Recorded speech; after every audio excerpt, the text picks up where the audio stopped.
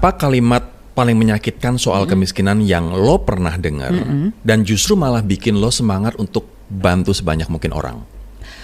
Gue nggak tahu siapa yang ngomong, tetapi gue pernah baca ini di media lah atau social media, yaitu orang miskin nggak berhak punya mimpi. Oh ya, gue pernah Apa di dengar film, apa di mana? Lupa lah. Pokoknya something like that. Uh-uh. Ya, orang miskin nggak berhak punya mimpi. Itu menurut gue salah banget. Mimpi tuh gratis. Jadi kalau mimpi tuh mimpi yang tinggi.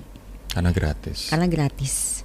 Tapi setelah lo usaha lo dapetnya seperti apa, ya lo mesti ngerti. Oh ini memang yang terbaik buat kita.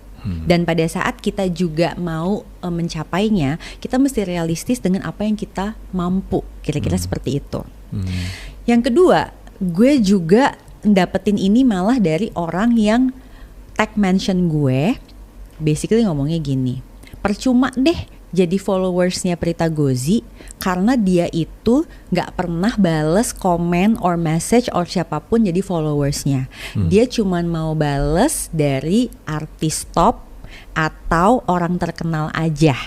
Jadi kita-kita yang bukan siapa-siapa ini mesti tahu diri, gak bakal dibales sama dia. Okay. Lo respon gimana? Ya gue gak respon lah. Lo gak respon. Gitu. Kan abis itu endingnya juga dia bilang, sorry gue unfollow kan gitu.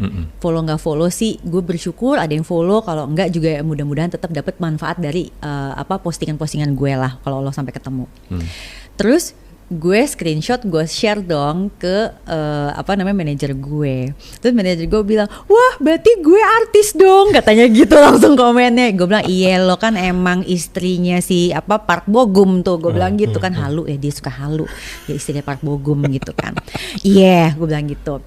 Terus udah gitu gue tuh cuma mikir gini ya, padahal di tengah gue yang gak ada admin untuk Instagram gue itu, gue tuh selalu menyempatkan untuk baca. Dan dari baca-baca itu menjadi inspirasi untuk bikin another content. Yes. Kadang-kadang juga ada yang bisa gue balas, ada yang enggak. Ada komen di posting juga yang kalau gue lagi masih pegang itu bisa gue balas, ada juga yang tidak. Tetapi tidak pernah sekalipun gue itu sengaja gak balas orang simply karena you are nobody. Exactly.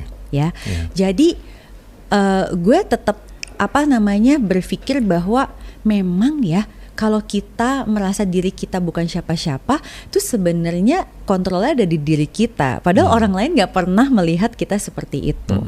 Jadi pada saat misalnya ada orang yang merasa bahwa ibaratnya nih kita tuh miskin, kita emang nggak berhak nih gini-gini, percuma kita nggak bakal di ini. Terus dia ngajak-ngajak semua orang, udahlah kita tahu diri aja kita miskin. Itu menurut gue menyakitkan banget loh. Kayak ibarat lu tuh ngajak semua orang untuk nggak mau maju. Betul. Gitu. Itu juga ya kalau gue perhatiin di peserta seminar itu kan kita dari depan tuh bisa lihat ya, apalagi emang aku tuh kan ngajar udah lama banget gitu. Jadi dari muka raut dan sebagainya itu gue tuh bisa tahu loh Rory, excitement atau enggak, atau misalnya lu cuma di situ karena absensi dan sebagainya itu bisa kelihatan. Dari situ itu ada yang memang suka nyeletuk-nyeletuk. Kadang nyeletuknya lucu, kadang nyeletuknya ganggu ya, to be honest gitu. Karena kan kita lagi konsen atau apa tiba-tiba nyeletuk terus itu ganggu. Nah, yang aku suka sedih itu adalah nih padahal temennya tuh kelihatan pengen belajar, terus nanti dia gini, udahlah, ntar juga kita pensiun juga inilah, kayak gitu-gitu. Wow. Padahal aku lihat banget muka teman-teman yang lain itu sebenarnya pengen maju, tapi dia jadi nggak enak nih. Jadi dia mungkin tadinya mau nanya ragu-ragu.